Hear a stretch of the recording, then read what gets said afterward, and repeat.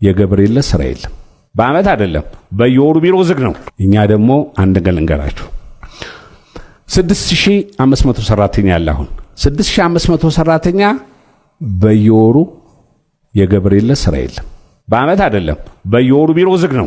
አጠቃላይ ለምን ቦርድ ቸርማናችን ገብርኤል ነው። እሱን ከያዘን የት እንሄዳለን? ምንም ከሰዓት ያወጣናል። ቂርቆስን ከሰዓት ካወጣኛ ነን ያወጣ። ስለዚህ የቦርድ ቸርማናችን ገብርኤል ነው። የዛለት ዶዘር አይንቀሳቀስ፣ ሎደር አይነዳ፣ ገልባጭ አይደረግ። እኔ ከቤተሰቦቼ ጋር ከቤት ተነስቼ ግቢ ገብርኤል በእግሬ ለ34 ዓመት 68 ጊዜ ቁልቢ ገብርኤል ይጃለሁ። በአመት ሁለቴ ማለት ነው። አይቀርም የፈለገ ጦርነት መጣ ሲባል የፈለገ ነገር ይምጣ የገብርኤል ታሪኩ ብዙ ነው። ከሰዓት ያወጣል። አንዷን ምሳሌ ብቻ ልንገራችሁ የገብርኤልን ታሪክ። አንድ ሰሞን ሪል ስቴት እየሰራን በጣም ኃይለኛ ጭቅጭቅ አለ እና አቶ መለስ ጋም ገብተን ብዙ ተጨቃጨቅን። አቶ መለስ ያላቸው አመለካከት ብዙ ሰው ሪል ስቴት ለምን ይገባል፣ ወደ ኢንዱስትሪ ለምን አይሄድም፣ ወደ ምናምን አይሄድም አሉ። አሁን ሁሉም ደግሞ ነጋዴው ብር የሚያገኝበት ላይ ነው መሮጥ ያለበት አይደል? ሲሮጥ ንግድ ያለበት ላይ በሚሮጥበት ሰዓት እንግዲህ ሪል ስቴቶቹን ትንሽ ማስደንገጥ አለብን ነው ፋይናሊ ሲነገረን አይ ሪል ስቴቶቹን ቦታ በትርፍ ወስዳቸዋል።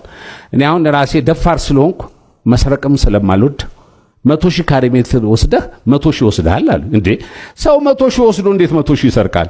ለምን በኢንጂነሪንግ ከ100,000 1,000 ሊጠፋ ይችላል አይደል እንዴ? ይሄ ማለት 10,000 በ10,000 ካሬ ሜትር ላይ ነው 100,000 1 ሜትር ሊያልፍ ይችላል እንጂ እኔ እዚህ ጋር አንድ ሰው 100,000 ወስዶ እዚህ ጋር 100,000 ሊወስድ አይችልም። በምንም ታሪክ ጭቅጭቅ ተፈጠረ፣ ብጥብጥ ተፈጠረ። ያ ነገሩ ለማስፈራራት ነው። ሪል ስቴት መግባት አትችሉም ተባለ። በመጨረሻ ላይ እኔ በአጋጣሚ አሜሪካን ሀገር ሄጄ ነበር። እዚህ ያሉ ወደ 40 ሰዎች ናቸው። 40ውንም ሰዎች በፍጹም ከሀገር አትወጡም ተብሎ ተለጠፈ። እያንዳንዱ ነጋዴ ከሀገር አትወጡም ተባለ በዚህ በሪል ስቴት ጉዳይ። እኔ ገብርኤል ነው ቁልቢ ደረሰ። 5 ቀን ቀረው ልቀር ነው ቁልቢ አልኩ። አሜሪካን ያለሁት ቀጥታ ከአሜሪካ መጣሁ። ስገባ በር ላይ ወዳጆቼ አብሮ አደጎቼ ያሉ ይጠብቁኛል። ሲጠብቁኝ በር ላይ ስሜን አየና አዛ ኢሚግሬሽን ሰውዬ ስምህ አለ አለ። አዎ ስሜ አለ። መግባት ይቻላል መውጣት ነው የማይቻለው አልኩት። አይደል እንዴ? ከዛ ወዲያው ሻወሬን ወሰድኩ። መኪና ይጠብቀናል ከጓደኞቼ ጋር ቁልቢ ሄደን። ይገርማቸዋል ቁልቢ በሆዴ ተሳልሜ አመስግኜ ስነሳ በር ላይ ስልክ